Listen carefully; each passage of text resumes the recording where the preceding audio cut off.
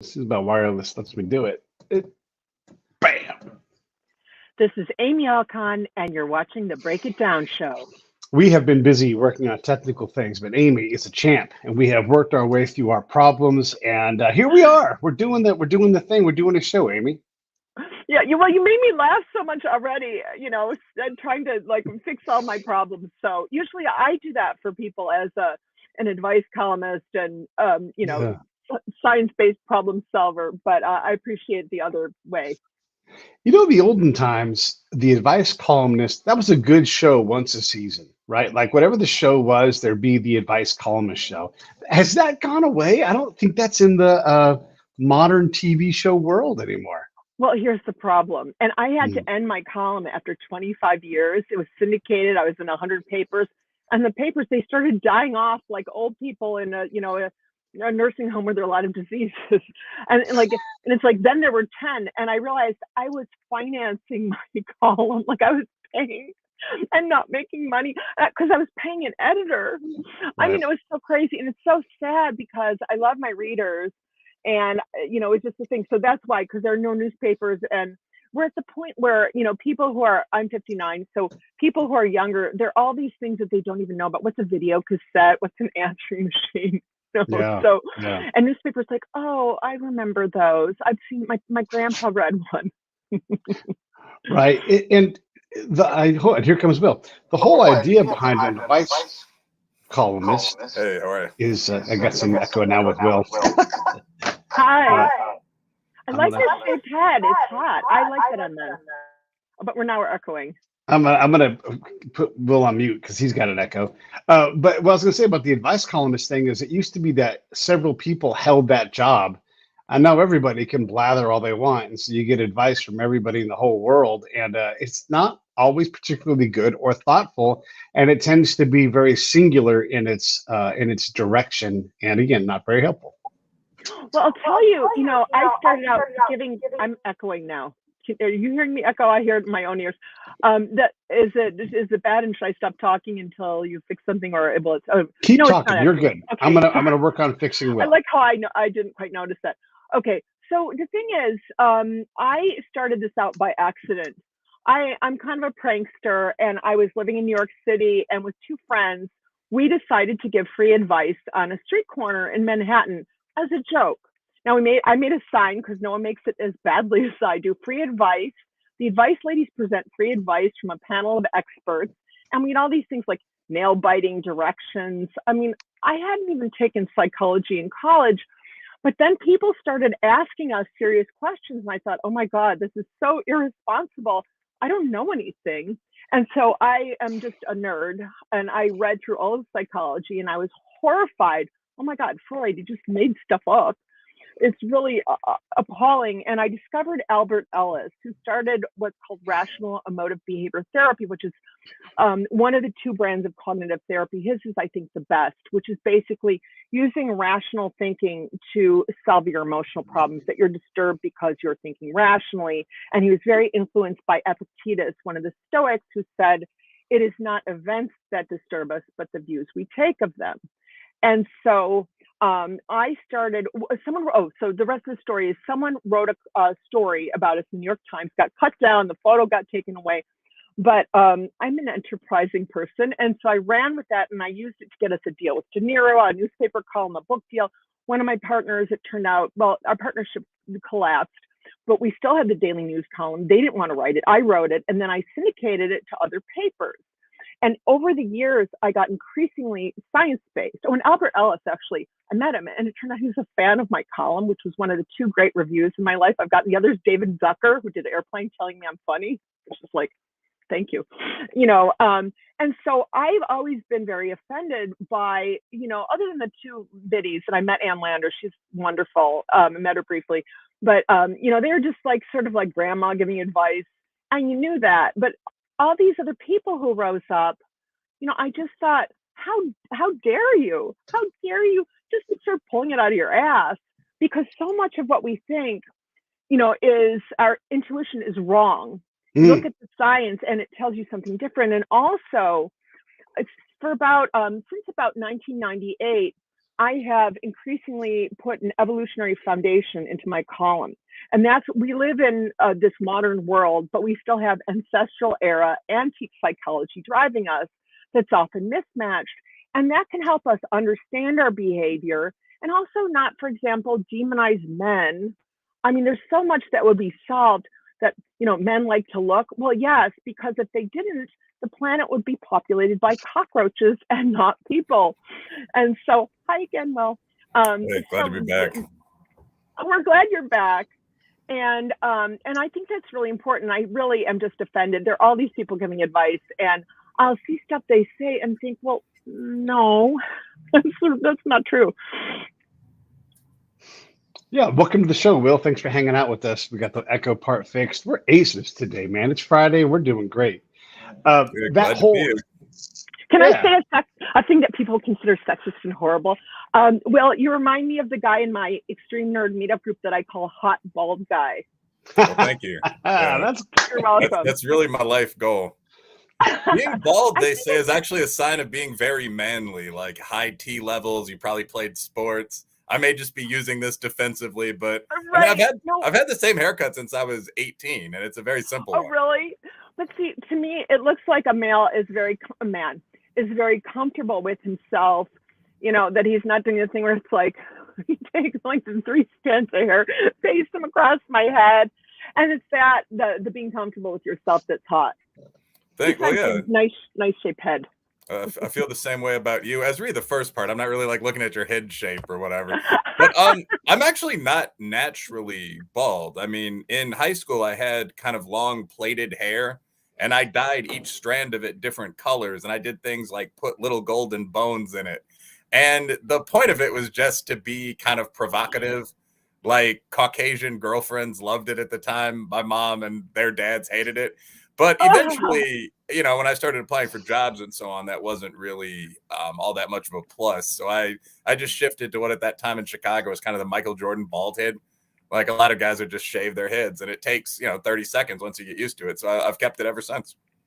See, one thing I love about you from all your tweets and stuff I read is your realism, and that's some of it where there's a current thing where people they'll say, well, they should just accept that I have, like, what was the Medusa who had the snakes and lizards coming out of her head? Not that that's what you're describing, but this is a sort of spoiled brattism that I see now. When I was hiring editors, I would hire younger editors and mentor them. Oh my God, I live to not hire anyone in their 20s. And sorry, people in their 20s who are not this kind of like soggy diaper type person. But I had much better luck hiring people who were starting over instead of starting out in their 30s and 40s who didn't have that, sort of thinking. Yeah, well, they're two different things. I mean, I think one aspect of this is like the extreme spoiled nature of a lot of young people. Like you were the only kid. This is true in most world powers, like the USA and China. So you were the recipient of kind of all that love, and like you never got your ass beaten. You never even got yelled at. You were never told that you were underperforming your brother. So you assume that the world should adjust to you. If you weigh, I mean, there's a plus size influencer, quote unquote, who recently went on this really viral rant about how hotels should adjust the size of their hallways and so on so her body would fit. So I think there's that. And I also think that combines with kind of the modern left rebellion against human nature. So you see these crazy debates online, like, should women want rich men, or is that immoral? Like, should men want attractive, kinky women, or is that power dynamic wicked? And for me, this is just a bunch of bullshit. Like, it's a bunch of hamsters yapping about nothing. But I mean, these are real. We're allowed to say shit. Good. Okay. I didn't know we were allowed to. Okay. Sorry to interrupt. Go ahead. No, yeah. I mean, but so the question of whether or not to take this seriously is pretty interesting. I mean, I don't at all, and it doesn't seem like seriously. To take the idea of many modern people that the self should be kind of the definer of society, which you see everywhere. Like traditionally, I think the idea was that when you encountered the world, you would find aspects of everything from business to marriage that you didn't much like, but that you'd have to accommodate to.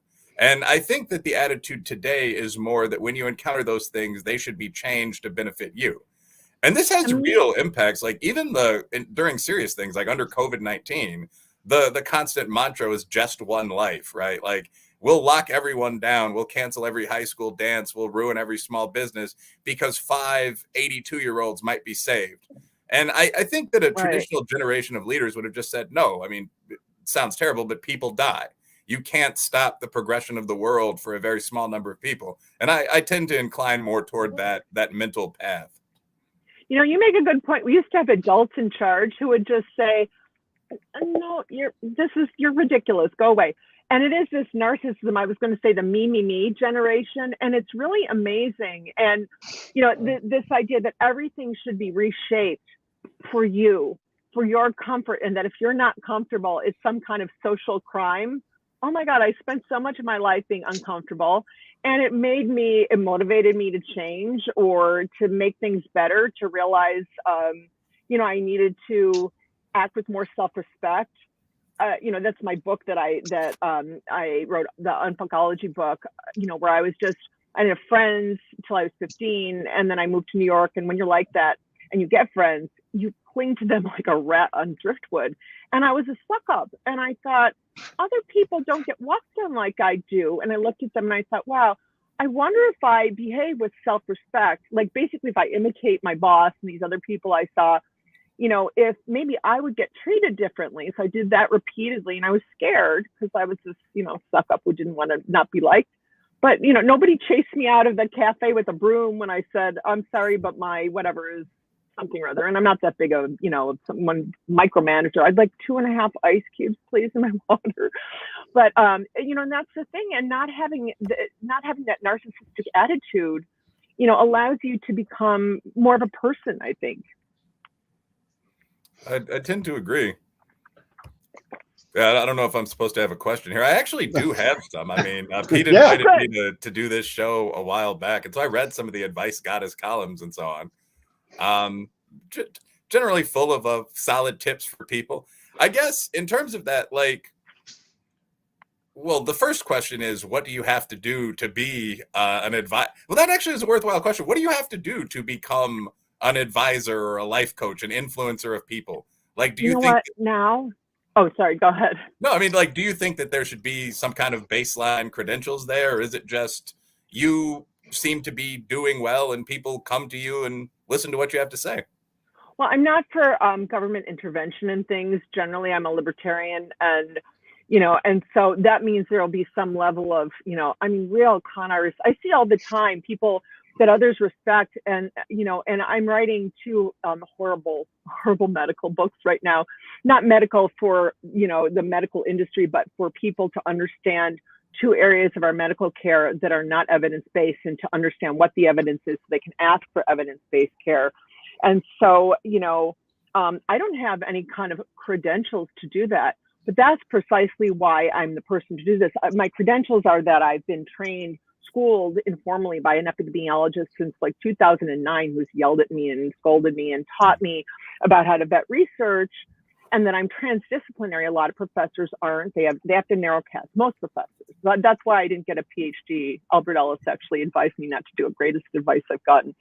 And but I sit here, my desk is it's a sea of scientific papers right now, you know, and I'm so nervous about giving advice that's not based in good evidence.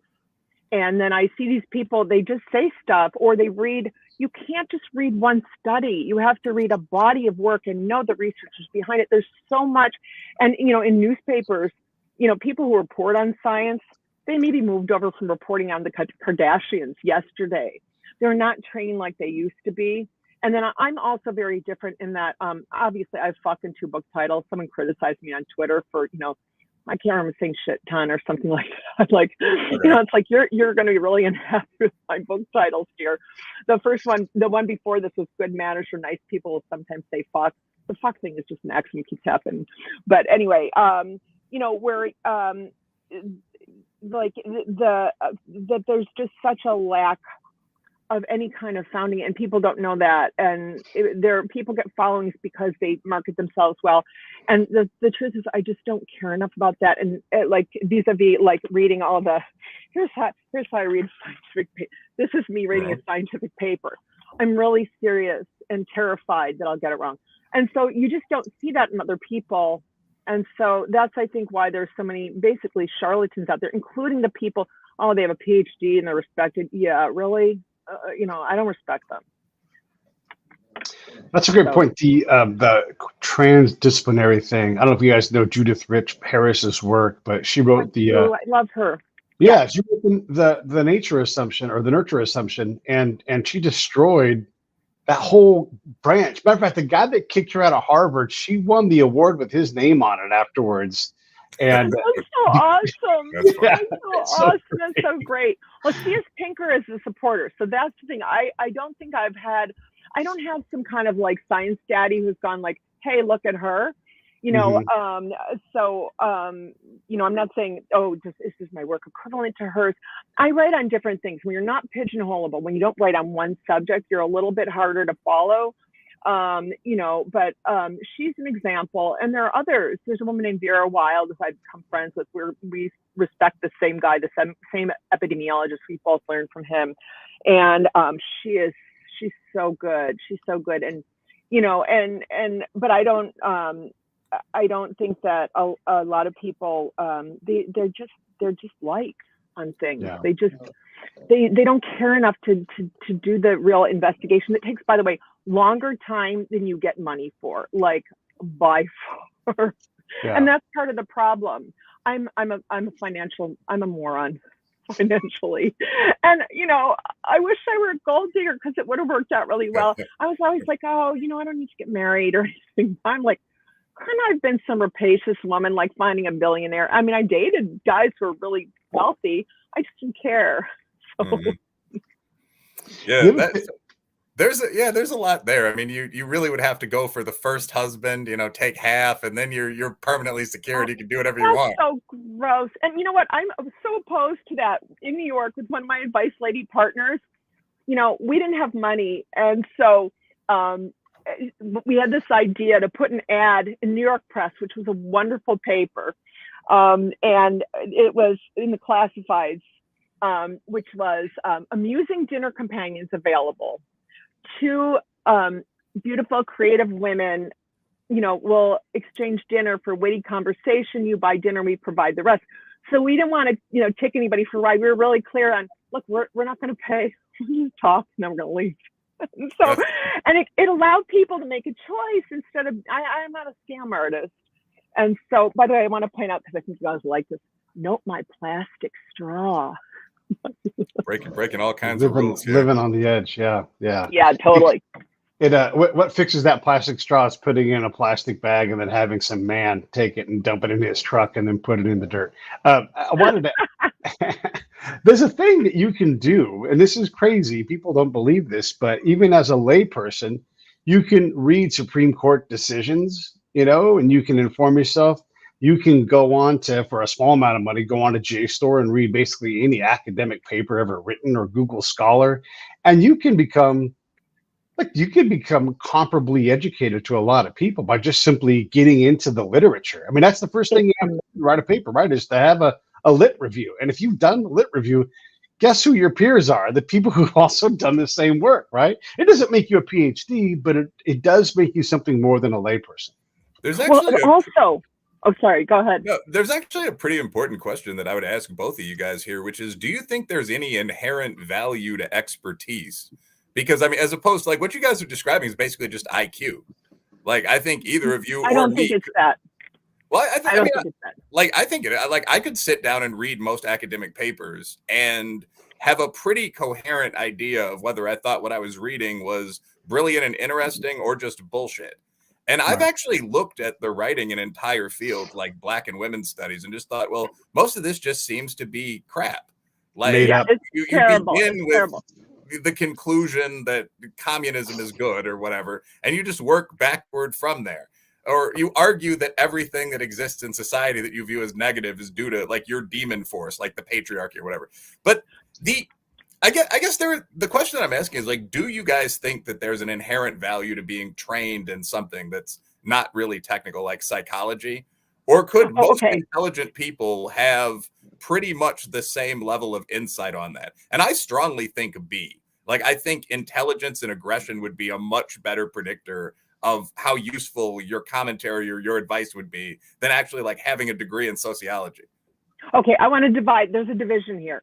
Okay. Psychology research, I mean, some of it's really terribly written, but yeah, if you're smart and you get enough of a background, because the background part is important. You know, when you go through a paper, I know the previous research and the researchers and everything, but the difference is in medical research that I'm reading now, and expertise actually can really, really work against you. If you've gone to med school, you know, or, you know, you're unidisciplinary, you've been trained in that discipline, you accept things in that discipline. They're just accepted facts. You don't challenge them. When I started this book, I call it Book Monster 1 because it grew into 2. I'm really very stupid. I'm a stupid, smart person. You know, that I approached this like a naked, ignorant baby, which I kind of was. I had to learn endocrinology. I had an endocrinology textbook pasted all over my shower, my bedroom walls, you know, and so what I didn't have was what I call the fossilized beliefs of people in the field. There are things, we believe this because we believe this, and this is what we believe in our field for a long time. Well, that's not an okay reason to believe something. And let's look back and see where that came from. Oh, wait a second. You know, and then there are misconceptions. There's a big misconception in this stuff. I'm sorry, I can't say what the subject is, but where there's an error that's been passed on. It's like a toxic game of telephone. This famous researcher put the error in her paper and other people put it in theirs. And then people just quote that. They quote her paper. And so they're getting the whole subject wrong because they don't look at her footnotes and go, wait, but that's not what you're talking about. That's not it at all. And I do that because, you know, I'm terrified and a newbie and all of this. And so that's an area where, you know, not being an expert allows you to have objectivity you wouldn't if you were an expert in the field. That's actually a really useful and interesting answer. I mean, I think this is true of pretty much every field. Like, I'm not, Pete, I think has a question, so I'll say this really briefly, but like I was debating religion on Twitter and all those platforms the other day, and we got into kind of the question of theodicy, like, why is there evil? And I said, well, the most obvious explanation is that there's no God or God is evil. And this is correct. Like, there's no way around it. Wait, can you repeat that? I missed that. The most obvious explanation for why, you know, the gods allow evil is that there aren't any gods, or some of them are evil.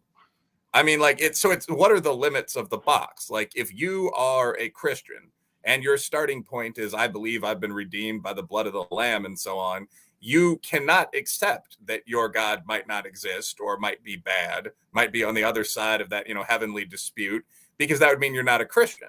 If you are, however, not a Christian, I mean, if anything, my patroness would be Athena, but I mean, like, or Coyote or whatever. But I mean, like, if you're not, you can just say, well, the one obvious explanation is that your religion is wrong. And the same thing I find is very often true when you go into the more technical social sciences. Like the Ibram Kendi, Robin DiAngelo, et cetera, explanation for any gap. I mean, I see you guys think these people are as silly as I do, but the explanation for any gap in, say, IQ between different groups would be racism. Even if we can't find it, it's out there somewhere, it's in the system. Two other explanations would be some groups like Asians and maybe West Africans are just smarter, one, or two, this is what I believe, there are obvious cultural differences, like how much people study. If you can't say the other two things, one of which is obviously accurate, that's the debate, then you're stuck with stupid explanation number 3. And there are a lot of stupid explanation number 3 fields. I just don't know how prevalent that is in medicine. See, what I really like about you and respect is that you're open to, well, okay, like, let me just look at the whole sphere, and you don't have what I call, you know, secular religious takes where it's just like, you can't think that, you can't say that. What was your question about medicine? I have like a memory, like a tea strainer. Okay. Yeah. So, I mean, so first of all, thanks for the compliment. I think that is actually true. And part of that is just a background, like how I grew up. I mean, my mom herself was from like an upper class family, the Chicago Wards, but she, from a very early age for me at least, was an inner city school teacher. And I basically grew up where she taught. So I lived in like Chicago for many years, which was a lot of fun in the 90s. Like I moved to East Aurora, which is like a working class, like inner suburb of Chicago, so on. And I was just like, I was very intelligent, but I mean, I learned for the first 18 or so years of my life by buying books from the thrift shop and like sitting on my skateboard reading them. And it struck me that some things that people thought in the class that I was casually interested in joining were real. Like there was useful stuff that I learned about manners and art and so on down the line. But a lot of them just seem to be stupid prey bullshit to me, which is something I still think. So yeah, I think my goal as a writer would be, and I think yours is, to try to find out what reality is. And there seems to be a lot of open denial of reality at the basic level of people like sex and money. Like they're things that you're not supposed to say. They're just obviously correct. Right. Yeah. That has always been bizarre to me. My question about medicine was really just a sideline, like how good is medical research? But I think we've kind of covered it. It's up to you if you want to I speak on can't that even tell you how terrible, so much of it is. And the practice standards. So doctors don't read research. They usually aren't trained to read research. They're not trained in diagnostic reasoning. And the problem is, David Sackett, the father of evidence-based medicine, said 50% of what you learn in med school is wrong. And this is a long time ago. The problem is you don't know which 50%. Well, okay, so they graduate and half of what they learned is outdated and wrong, and they don't read a thing.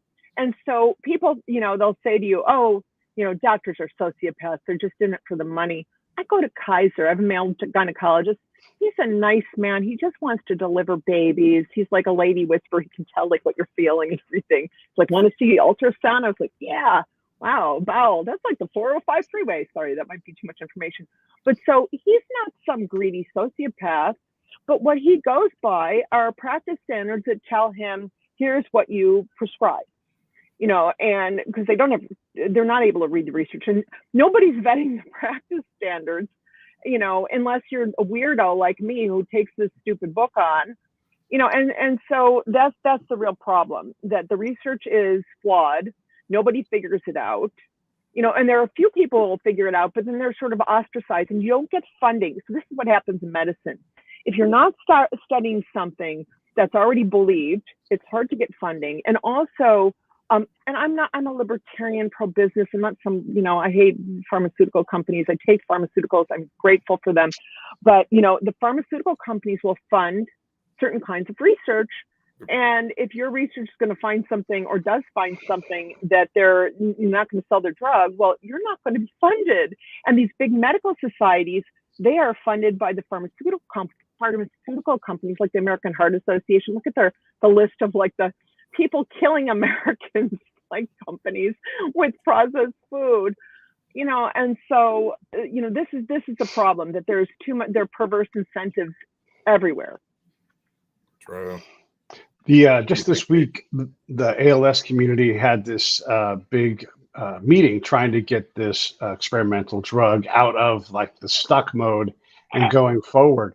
And because ALS is so insidious and the way it moves faster than science.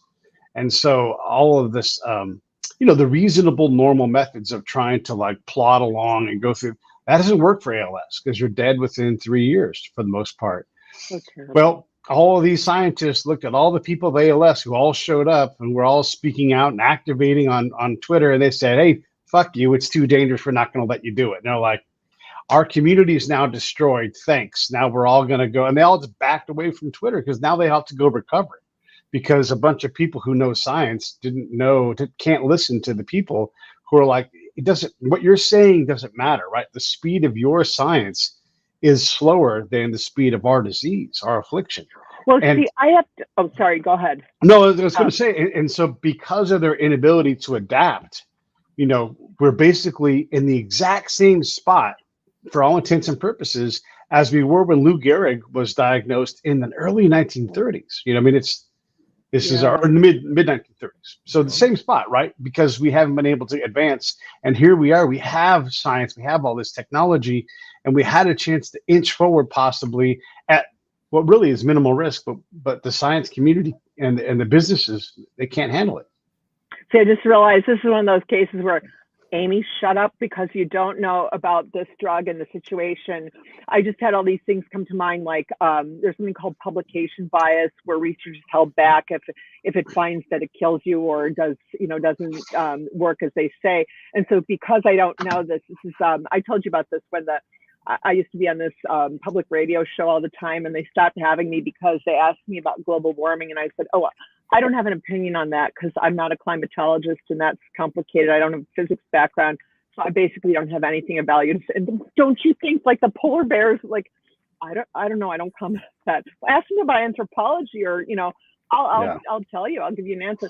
And so that's one of these cases. That's why I'm shutting up. But I do want to say, that there's a case to be made for letting people have, they're dying. They're going to die like very soon, have that drug. And then, but also it's like, well, what's the reality of this research and this drug? So since I don't know, I said that in a very long way. And the problem is it's not typical in terms of the results, right? And it's one of those things where the findings, when they're positive, are small, so small that it's like, oh, that's not scientifically valid. And what the community is saying, and I'm not speaking for the community here, but they're saying, yes, but for those 5% of people, that might be their answer, because the disease is so unique each time it happens. You really need your own, you need your Amy solution, your Pete solution, and your Will solution. And again, the for as great and as positive as all the medical advancements we have been, the community moves in a certain way, and now they're being challenged to be better. And well, this past week they weren't. Okay, fair enough. Yeah, no, I wanted to go back to your point, Will, about expertise. If you guys don't mind me changing this topic a little bit. One of the things that is higher up on the echelon of order now of expertise is some level of notoriety. You can be the world's expert on something, and if you're in the field in, I don't know, Saqqara in Egypt, or you are the world expert, like Judith, and you're bedridden, and you don't get to go out and speak, you don't exist. And so you can be the expert, but if you don't have a voice, you're not an expert. And so some person can establish a following on X or whatever it's going to be, and they can become the expert. And literally, you can be blasted into oblivion because you don't even exist. That's another problem with expertise, is the ability to get 600,000 people to follow you on a platform, and you don't have the credentials to that someone else in your field has. You don't even know that they exist. You can't cite their work. Yeah, the distinction between like actual brilliance, I don't really care about expertise one way or another, but actual brilliance and notoriety is a pretty big one. I mean, like, I'm actually a good political scientist. Like, I mean, myself and Bob Moranto published a pretty major paper this year. He was actually the lead author, and then I've written 4 books. But like, I'm not the best political scientist in the game. I mean, there are a bunch of wonky guys that are every day calculating our exact risks of down road nuclear war and that kind of thing. But I think a lot of people that are in that zone really don't have any interest in being famous or notorious at all. So yeah, a lot of the people that have truly large platforms in any particular field, I'm thinking of Jason Stanley, who I have no particular beef with, but the guy known for Twitter debates where he yells, "I wrote the book." I mean, a lot of those people are not necessarily the top person in their field. They're the person who's slightly above average and who's good at talking to other people. I mean, like, popularity, the great high school talent, is just being good with people. And that's a skill just like anything else. So, like, there aren't that many people that are good with Beatles and good with people. So it's actually important. If you're going to be a leader who's pretty good and who has a public profile, it's important to consult with other people and see, like, what knowledge you can pull up into you. I mean, that's absolutely key. And I assume, Pete, that's true in the military as well. I know that's true in business as well. Yeah. Like the flashy 6'2" CEO, you're never going to let him survive in like a trading floor environment if he's a moron, or she. But like, often that's not the best, highest selling person. It's the person with the best hairdo that can close certain kind of deals. So that's something to keep in mind. One final thing before we kind of swing back in terms of the questions. One thing that I do, coming from a business background, when it comes to things I don't know much about, is just track the market. Like, I'm actually not that worried about climate change at all. I mean, I think there are things you can look at, like the price of beachfront realty, insurance costs in Florida and South Carolina. I mean, like, it sounds funny and everyone makes fun of Bush and Obama when you bring this up. But like, if the smartest people in the world really thought the motherfucking world was ending, excuse me, but like that we're all going to die, like, they wouldn't, like, real estate in Oahu, like all those places you want to live. I mean, I'm doing okay. Like, you look at the pricing, that's not going down. There aren't people fleeing inland.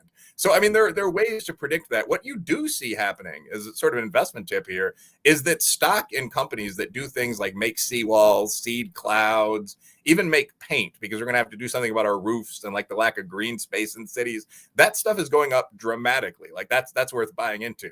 So what's actually going to happen is that we're going to adjust our behavior like 5%, we're all going to live. And this has happened over and over. I mean, Club of Rome, population bomb. There were these doomsday predictions. I mean, I remember not dating for 5 or 6 months in high school because I read Coming of Heterosexual AIDS? That book where the guy was like, everyone's going to die, avoid mosquitoes, only sleep with one woman your entire life. And, it didn't last long, but every one of those predictions has been wrong. Like the hammer and the dance COVID models from that guy, Pueo, who's a cool guy if you've ever been in like any kind of financial discussion with him. But like he said 20 million people were going to die and the market panicked and all these people were freaking out. He was on CNN for 3 days running. That proved to be completely false. Like in that year, we lost 300,000 people. RIP, that's a tragedy. But he was off by 2 orders of magnitude. I think that's generally what you see. And like looking at the financial markets or anything like that is a good way of actually keeping track of that. There wasn't really a question attached to that. It's just like, I think we know that we're not going to blot ourselves out of existence. Kind of last sentence, but my real worry with climate change actually is that we're going to do COVID again, where it's going to be like just one Somali life can't be lost. The deserts are going to be hard hit by this. We've got to stop driving cars so our enemies don't die. Yes. I mean, Yes. that is something I have no personal interest in doing with all love for those people. But I think that's going to be very strongly endorsed by like the Klaus Schwabs of the world. How can we, woe is me, so on. Well, my big problem with all these people who are climate activists is that, if you actually care about the climate, you advocate for nuclear power plants. It's Absolutely. the answer. The waste from those, someone just did some estimation that it, like for 50 years that it might fill one football field, or maybe wouldn't even. And, and here they are, really so much of it, my idea is that so much of it is about being these tiny little authoritarians, like hippie authoritarians, who want everyone to go without modern conveniences. You have a car. I had all these people on Twitter go after me because they were saying, people from Amsterdam and everything were saying that you should have, it's because I said something, let me just correct, that I said that if you're like a parent riding a bike next to traffic on Venice Boulevard, you're an asshole. Like if you're a tech bro, whatever, no children, well, like you're an adult, do what you want. But to do that, to imperil your child that way, and all these people were like, told me I should die and be run over, whatever. And that also that we should all be biking in Los Angeles. Now they're saying this from the Netherlands. Okay. So we have this huge metropolitan area, bigger than the state of New Jersey. And my neighbors work on movie sets in the valleys, their crew. So they have trucks and things. And so wait a second. So they have 5 a.m. calls. So wait, they should bike over the Santa Monica Mountains, like a little wagon behind them. They'll carry all their stuff at 2 a.m. and like really, and then get hit by a, do we still have buses? I don't know. Like it's ridiculous. And it's and let me just take that. You can take everybody in LA and put them on a fucking bike, right? And that would make a shit of difference. This gets me so riled up. I'm so sorry, but I love it. You live in LA too, right? Yeah, I live in Orange County, but it's all one big blob, right? If you want to see what is bad for the environment, go to Ukraine and understand. Like, if they really cared about the environment, you know what it costs to put, a ton of concrete 40 feet in the air where that building used to be? More than I can ever do in my life. Like, it's so, tanks. An Abrams tank has to run 24/7. It just does. That's just how it is. And it chews up the earth and all of the like there's nothing comparable to war in terms of damaging the environment, right? It's just, and so we must save Ukraine. Okay, great. But, at the cost of the environment or like, so it's all just a bunch of nothing. Me riding a bike from here to your house, sure, it's 35 miles. And if I was hyper fit, maybe I could do that. It would take me 4 hours and I would need a shower and a masseuse afterwards. But hey, great. And then I got to go back. Okay. But that's not reality. That's not reality, right? Like we have to find ways to be a good steward, right? I'll paint my roof, all that stuff. But Yeah, actual degrowth would be genocidal. I mean, it would kill tens of millions of people. Like, I mean, humankind spent almost all of our species' history trying to get away from subsistence farming, like Right. from the stuff that people want us to do, from like being trad wives chained to stoves where your husband's like out in the pasture breaking clods with his hoe. I mean, like that sort of stuff that people on both the left and the extreme right fantasize about, by the way, like return spelled with a V and all that type of stuff, is exactly what mankind has spent almost all of time trying to avoid. I'm kind of just reiterating this, but like LA is bigger than Chicago, which I think only 8 cities in the world are, 12, something like that. So, Yeah. I mean, the Chicago Metro is 12 million people. LA is a 16. If you had 16 million people riding bikes and pushing jitney carts, you just have Bombay. I mean, like I've been to some of Yeah, these cities, like you're Ciudad de right. Mexico. Like it's the worst imaginable situation. Like there are animals and sometimes people like crapping by the side of the road because traffic Right. moves so slowly. And I'm not just mocking those two great powers. It's that's what happens. Like you can't drive to the bathroom. So I think there's a real again kind of pseudo moral, pseudo religious undertone to all this stuff. Like if you talk to the hard enviro movement, and I dated one of these people in law school, which is interesting for both of us as a study in contrast, but definitely gave me some exposure to this ideology I think is insane. The real issue is like the old Whole Earth catalog, Monkey Wrench Gang. It's the idea that human civilization is bad and it should be opposed. We should reduce our population, which I think is being intentionally done right now, by the way. Young people can't figure out how to have sex, and there's all this god-awful advice out in public. But that is an ideology separate from each individual element of climate strategy. So, I mean, when I've mentioned some of this stuff, like, for example, the new light gray spackle paint that came out of, I think, Purdue, if you put it on your roof, would make your house climate neutral, people get angry and they say, well, that's not all of the goal. There are other things we want to do. And it's like, yeah, I mean, make everyone a childless communist, but that has nothing to do with whether my personal goal of cooling the planet down a little bit. Like just I mean, Pete and I both have kind of a bro audience. Like if you really, especially as a guy, want to do something about climate change, plant 7 trees.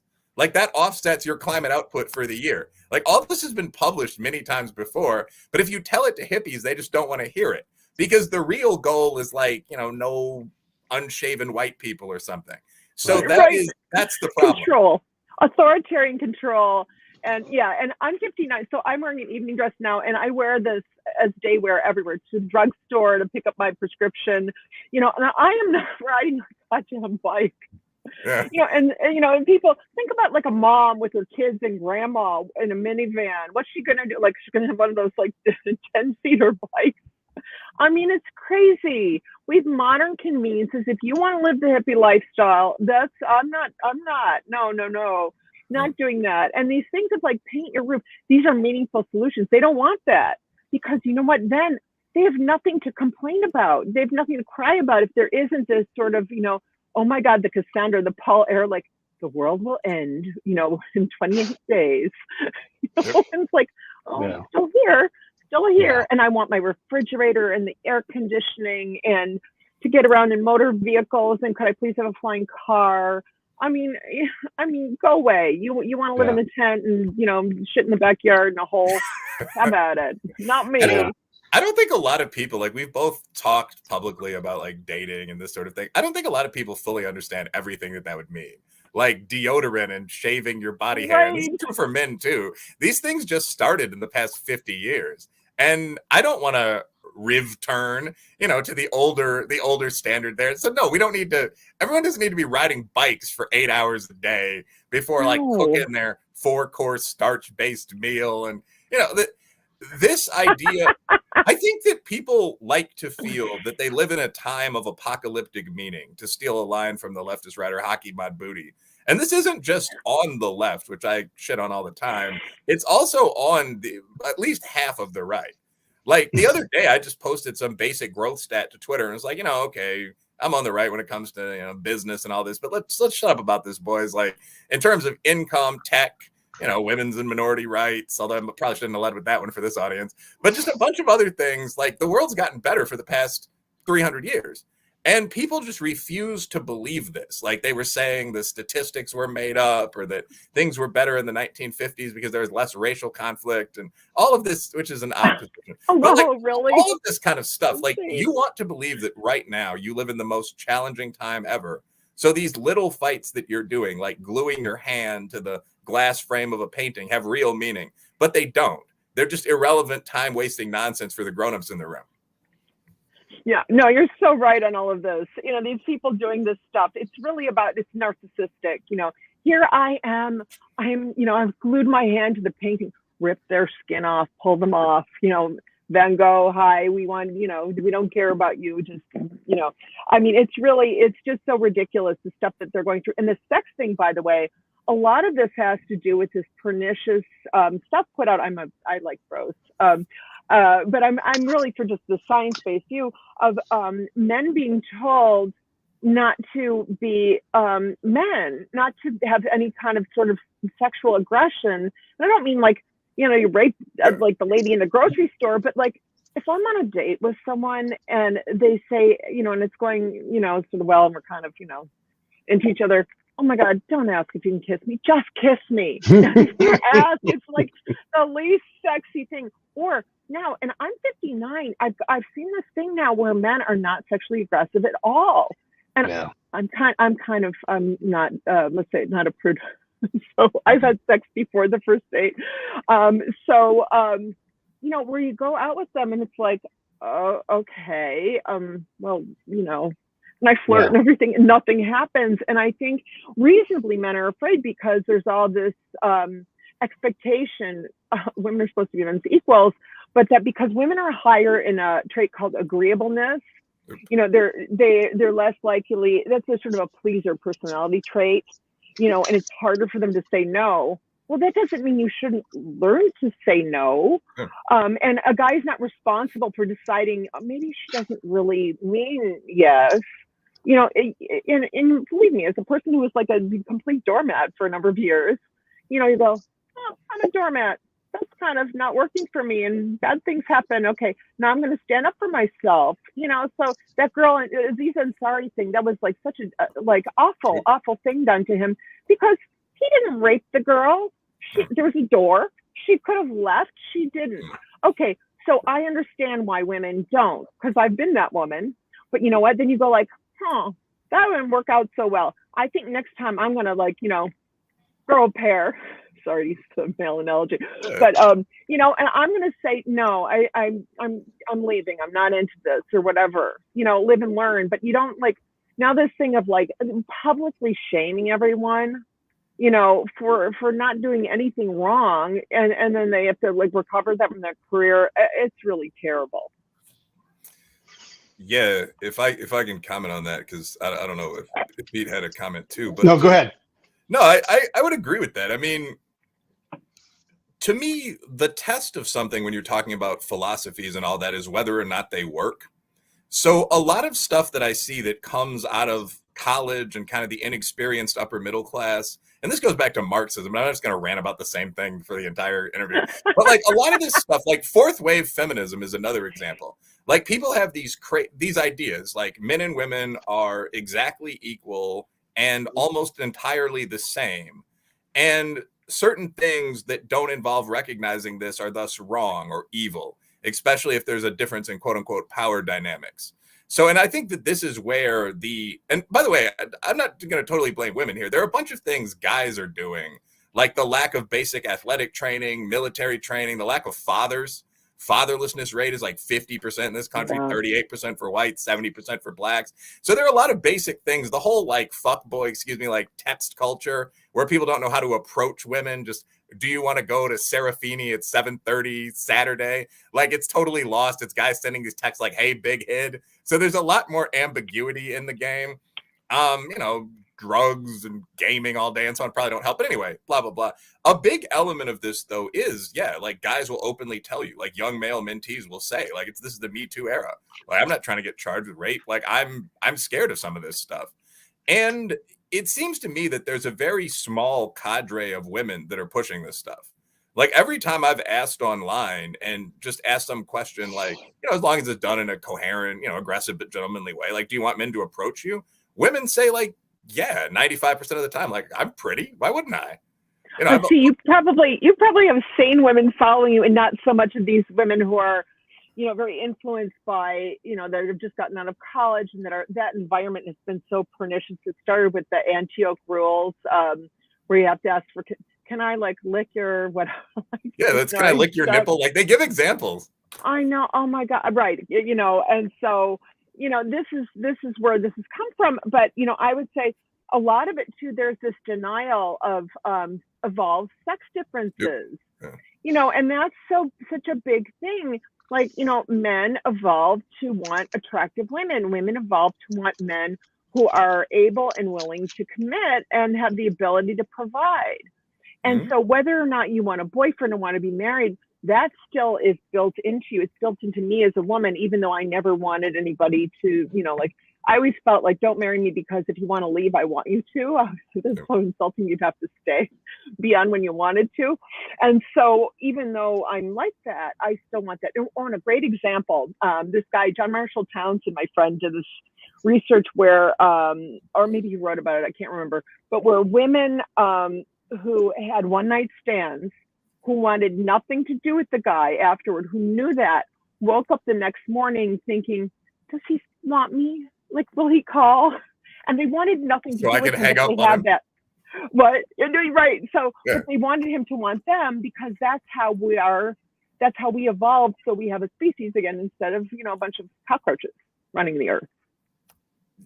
Yeah, I mean, I think that's something you see now, actually, because there's such a large influence of kind of collegiate training on at least upper middle class women, is people that are conflicted by like really normal female perspectives. Like, I mean, if you go on Reddit, it's all these things like, I feel like I'm a sub sexually and I want my boyfriend to take me sometimes. Am I wrong? Am I unusual? And like reading this as a man over 30, it's like, no, that's very, very common. Like, I don't mean being bad and telling TMI, but like I said to somebody, I'm the one who gets held down. Yeah, I think that like the majority of women, the majority of women aren't interested in tying up a man and dominating him, except maybe it's a very occasional taste. Like, but it seems to be really bothering people. Like, you'll really see these questions like that. I feel like I'm sexually submissive and I need to like a guy to want him to fuck me was the actual question. And it's like the combination of those two is the most normal thing you could say as a woman of age X. There's even a term for it, like demisexual. Like, I'm very, very sexual with you if you're a man and I like you. Otherwise, no. And it strikes me as extremely odd. It's the female equivalent of the quote unquote breeding kink for guys in porn, which is just vaginal sex where you come. And like the sex itself is presented as, also known as cream pie. That's a real thing. Like sex is presented as this odd kink. Like, I like hetero sex where the guy's sometimes dominant. What the hell's wrong with you, you pervert? So people are now dealing with this. And an element of this also is like when you mentioned you want financial or at least social stability, that's another question you see a lot. Like, I wouldn't date a poor man. Is there something wrong with me? And you almost want to take these kids and sit them down and say, like, no, it's not unusual to want to have lots of sex with a guy who has money in position X. Like, shut up. But the internet has really, really produced a lot of that. And there are versions for guys as well. So it's interesting. Oh, no, it's really, really interesting. And actually, powerful women, this is just my unscientific opinion on this, that powerful women tend to want that more, the man who can dominate and I wouldn't say it's not just money, even though that's a sign of being successful. It's that what we seem to long for is a man with potential or who has shown success. We evolved to want that. That's fine. And the same. So, but the women will say, like, how dare you want someone beautiful or you care about a woman's looks? And then it's like, are you dating that very sweet guy with the wonderful personality who's the cashier at 7-Eleven? Yeah, no, you're not. And so it's just this, because there's such a dismissing of evolutionary psychology, as this evil, like, oh, we don't like what it says, so we're going to dismiss it. Yeah, guess what? It doesn't really work that way in science. And now we're denying. The most amazing thing is that there's this denial that our two biological sexes, okay, sperm, egg. There isn't like, tortoise and then like, these other kinds of gametes. Gametes is a sex cell, and so there isn't a possibility to have other, like, more than two. And then this denial of this, and it's about, like, this pernicious. You really see this well. I see that from all your tweets and what you write. There's this motivation behind that. What's the motivation? And it seems to be by these trans activists to, have power to, like, okay, women's bathrooms, we get to go in there. We get to have, big swinging dick. Your 6-year-old in the locker room is going to look at a dick, whether she likes it or not. All of this stuff in women's sports. Oh, I love. It's like whiplash. The ones from the 60s and, like, we deserve opportunity in sports, and to now, when it's like, okay, now the males are going to take over your sport. The guy who was like 142nd and something, I just saw this, and then came in 5th in the women's. I forget what sport that was. I mean, that's awful. Yeah. We'd made all this progress, and now we're trying to give it all back, and that just doesn't go for the gender thing. It goes for all this ethnicity stuff. Like, wait, what do you mean you need your own dorm? I thought we got past all that stuff. I know. And, and also they'll call you, number one, they'll call you racist. Like, you'll say something that has nothing to do with race. You're racist. I'm like, what? And then the other thing is that, so you can be someone, I believe in treating everybody with respect and dignity. And if you're, you're trans and you want me to call you, her, you look like you're dressing as a woman, even though you were born male, I'll do that to be kind and a decent person, but that doesn't mean I believe you are a woman. I think you're a male who wears ladies' clothing and, has, that's how you're comporting yourself. But, like, the idea, I saw this Ayala, I never say that, Ayala girl, who's in the sort of rationalist community that I'm part of here in LA with the extreme nerds. I am with the tech bros every Wednesday and some women, tech women. And so I love them. But people came after her because she said the same thing. Like, I'll treat you with respect, but I can't, I can't change my belief that you're not a woman. And that was seen as some kind of, like, evil heresy. And so they call people TERFs.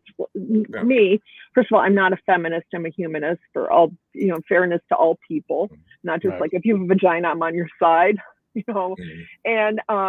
and it's so stupid because I'm a person who's been for gay rights and gay marriage and all this stuff. I'm really, not some, hater, but you're made out to be like that if you don't parrot the coercive language and beliefs of these vicious, horrible trans activists. They're different than the trans people. My neighbor's trans. I knew my neighbor as a male name for like 30 years. And then he is, I'm sorry. I do that, but she knows that I'm not trying to be a jerk. I'm just like, I forget or whatever, and so people like that, if you do make that little error, they don't care. She, in fact, still has the male email address because she's not a psycho. She's like wearing dresses and, Pink Bob. So, that's the stuff that goes on from the non-psychos versus the people who are trying to, bully and attack and have unearned power, over women, basically. This is that religious aspect of what we were talking about earlier, where you have to stick to the dogma. And, they just, the exchange is always one direction. Like, we'll talk about banned books, but our governor will talk about, they're banning books in this other state. Like, hey, we got big problems here. We got a zombie lake in our Central Valley problem. Gas is super expensive. Let's work on these problems, but we don't. He wants to talk about banned books. All right. But then people are going to take words out of my mouth. I'm not allowed to say words. I can't say the word. I'm just going to say retard. I can't say that word, even if I don't mean it in any way about anybody with a developmental disabled. And you can't even say certain words. But now I have to read other books. I'm not down with the dogma. I just want to tell you, retard was actually the term. I forget the term before. It was like idiot or moron or something like that. Right, I forget. Right. And then they said, no, we want to use retarded instead. And that's what we said when I was growing up. And then it became, no, you can't say that. And so, it's a little hard to keep up. And you hear older people saying things like colored person. Yeah. And, someone who's young will say some, even though like people of color, I mean, they're not some hater. They just like, grew up in like they're born in 1927. Yeah, a lot of this to me is just really obvious class signaling. Like that's sort of the point of it. Like I was reading a book recently about medieval dating, which is apparently a thing, go on a horse ride together, whatever. But like one of the things that women would do to signal to test whether, a paramour was at their class or status level or was just smart enough to figure things out and sleep with them was say these sort of subtle things like I have my special perfume behind my ears tonight. There were like 15 or 20. And if guys couldn't figure out what they meant, they were either stupid or of lower rank, and they would probably not end up bringing that relationship to a close. And it's the same thing with all of this kind of stuff. Like, actually, I know this as I've taken some political psych classes, in fact, taught some. And like the original label was like moron, idiot, and imbecile for developmentally delayed people. Right, imbecile too. Yeah, you imbecile. But it's so that was the insult, the label. And yeah, retarded, you're exactly right. It was like a nicer way to say all of that. It was more complimentary, less harsh. And then that became labeled by people too negative. So the new term is like delayed or something. It's like all these words like moron, retard, and delay just mean like slowed down in the brain because you're talking about people with IQ scores below like 75. So there's no difference. What you're doing is showing that you're reading the new literature. It's like calling Bombay Mumbai. I mean, which I do. Right. You're right. And what's so interesting too? Now we can say moron, idiot, and imbecile, and no one will say like, "How dare you?" And so, I mean, it's so amazing. And you've also seen, these things where now I have to be careful so I don't have everyone cancel me like on the internet. I just can't afford the time. Like that someone will read, some literature that has the N-word in it, and they will read a passage that has the actual. It'll be like a professor who's black or something, and and they will be canceled, fired, and all this stuff. And now they're not saying something hateful. They're looking. It's like it's just words. And someone just today said, what did they say? Oh, I said shit ton, and they said my Jewish mother washed my mouth out with soap. I don't know if I tweeted this, but I thought like. My mother didn't physically abuse us. She would have used reasoning and language. It seems a little school marmy, but it's true. And so like that sort of thing, I think there's such a salivation to have this. It is unearned power of other people, that you've done something by getting someone fired or by, coming after them as part of a mob on Twitter, when like, what have you really done? I'm an activist. I stand up for things. I'm a pain in the ass. We had the city attorney here. I volunteer for a mediation program when I'm not on book hiatus, which I am now. But I do free dispute resolution for LA residents out of City Hall, the city attorney's office. And this creep, Mike Fuhr, decided he'd cancel this program. 30 of us work for free to help our fellow citizens. Doesn't cost them, no pension. I'm gonna bring our own lunch. And I thought over my dead fucking body. And so I went after him in all media, like radio shows, op-eds, and he was forced to uncancel the program. So here I am. I do these things. I had a TSA worker sue me for $500,000. My friend Dad says, save my fucking ass. He's recovering from lung cancer. Love the man. Pro bono, which meant it cost him a lot of money to defend me. And so these people who do nothing but sit there anonymously on Twitter and windbag off, they feel like they've accomplished something and they've done nothing except be a bully and little, twat to somebody who's, expressed an opinion they don't like. Yeah. There are actually two things there. One of my impressions about all this is that it's so totally fake. And that's what annoys me the most. So for example, with saying nigger, which I guess I can say because I'm black. You can say, are you black, totally black, or all black? Yeah, I'm allowed to say that. I'm black, Irish, and Dene Indian, if I recall the family history. I love black Irish. I think that's always so funny. Never mind. Go ahead. No, but I mean, actually, just as a funny story about non-political correctness, I was talking to one of my good buddies is Indian American, and I was talking to his dad. And we were talking about taking 23andMe tests. And I mentioned that I was black. I was Bantu, British, and Plains Indian. And the Indian guy looked at me and he was like, "You are built for war." You should join the military. It was just really funny, like, because they're all known for conquests and various. No, that's great. Yeah, like but, the Sikhs are the warriors. Yeah, but I mean, I don't know how realistic that is. But like the thing with all this stuff, though, like when people, I remember once I was in a passionate conversation. This was like 5 years ago. It's probably on like Facebook or something, with someone who kept arguing that you should never say nigger or my nigga. None of this. This was a black guy. Even if you're black, it's taboo. And I remember a couple days later, like I actually respected his perspective, but he asked me what I thought of like the new Yo Gotti album or something, because I'm a pretty big hip hop head. And the number one song on it, YG album, actually from out where you guys are. And the number one song on the album, which became the number one hit in the country, was called My Nigga. So it's just like, it's literally like, you can still Google it and find like My Nigga, the music video, which has like 50 million views and has some pretty good lines in it. Like the "It Wouldn't Be LA Without Mexicans" line comes from that song. But there's nobody alive is actually offended listening to YG, like black, white, Mexican, at least about that. The treatment of women or the gunplay or something might irritate someone. But the whole thing of like, you can never say this, it brings back the memories of the plantation house to me and so on, is just all fake. And I mean, and it's not even just my guess, like from dating relationships and so on, like all the radical feminist posturing online are also lying.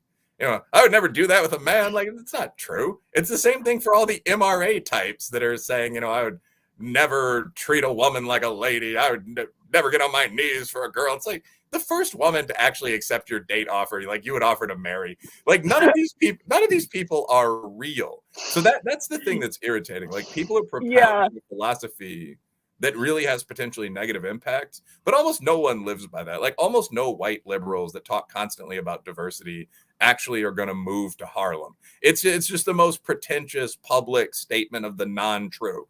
The problem, just as with porn and gangster rap and all this, the problem and the only problem is that like very young people who haven't been trained, who are exposed to this shit, think it's real. Like, why does that never happen to me when someone delivers a pizza? Like that's the issue. Yeah, you know what? Actually, you brought up a great point. I didn't know what you meant by fake until you started talking, and you reminded me. There's a chapter by Bruce J. Ellis in this psych book, and he talked about, it's a little bit old, but feminist leaders, where they ask these real leaders in feminism, the type of man they want, and they were all like rich, like words like that, and like has a mansion, has a private jet. These are the women who are, like the women's lib, leaders. And so all of this, is this, like you're saying, this posturing, and when really there is affected, driven by the same evolutionary motivations we all are. And then the other thing I was reminded of, if you're like these white liberals, this is this posturing thing, this show thing. If you're actually somebody, in New York, I skated with a group of all black guys. They were so awesome. And so because I was one of them, they called me white out. I love that. Like you joke. I don't want to say my neighbor's name on here, because it's his privacy, but he's a really funny name. The two names, the last name's White. And I said, like, that is like the worst name for a black man. He laughed. And like, I'll tease him. He sent me like a face on like a, what's it called, emoji. I'm obviously not of this century, but I said, if you look that, it was yellow. I said, you look that color, I'm going to take you to the emergency room. And so you have a real life with people where you joke. Well, the other joke that I love, they said, I have walls. White walls is more of a tan than you, and like that kind of thing where you joke around. That's real. Like we're just like all the Martin Luther King thing is like how I was raised. Like judge people by their behavior, and not their skin color. And now this is so racist the way we live. It's racism, like, but you're allowed to hate white people, and it's just gross. It's not acceptable to do that for, like, why is it acceptable now to do that? And it's like this chic, trendy thing. And also Karen, if people say Karen, I mean, I will slap someone someday, even though I'm only hostile, not violent. It's a word for shut up white woman. It's racist. And, and as a person who is, kind of a scold, but like hopefully just when called for, like if you're abusing my neighbor, you're blasting music at 1 a.m., I'm going to come out with my flashlight and I'm going to scream at you or something, my big, like, and shine it into your car, and you're not going to like it, because guess what? you don't get to do that to us, and I'm not going to be a victim. And so, you know, the people who use it, they don't think about the origins. Anyway, sorry, I'm rambling. I should give you guys some airtime. No, I mean, I agree with, I mean, obviously I agree with most things both of you have said tonight. I mean, I'm not like leaving in a rage or anything, but no, first of all, that point that when you actually like people, you trade jokes and insults and you make fun of each other, that's extremely accurate.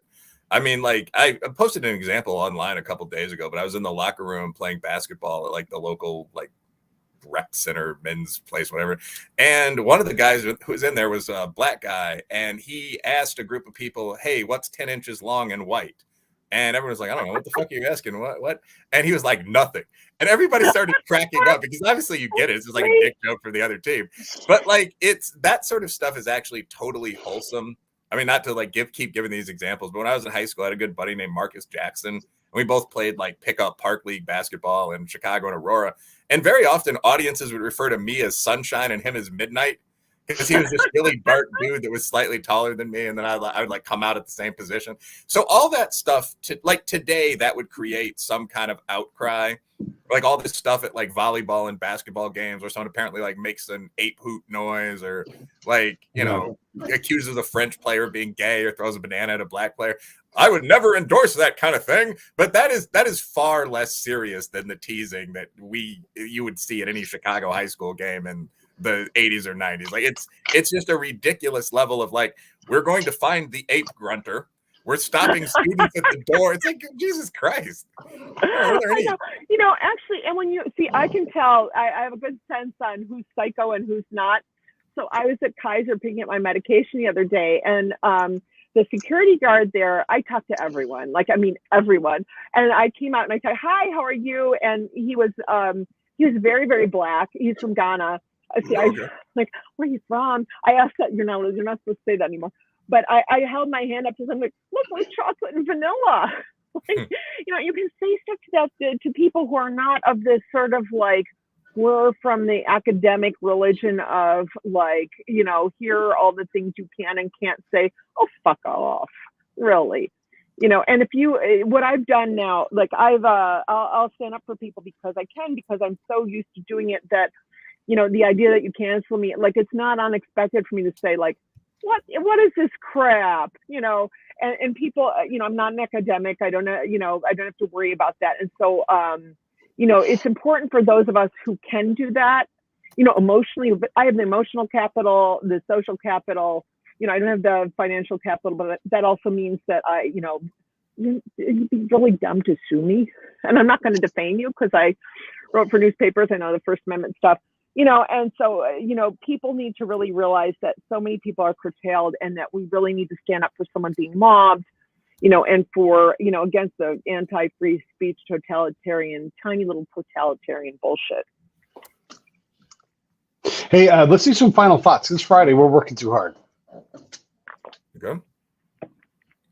Go ahead, Will. I missed what you said. We're going to do some final thoughts this Friday, and we're working too hard. So we're going to start slide into the weekend. Go ahead, Will.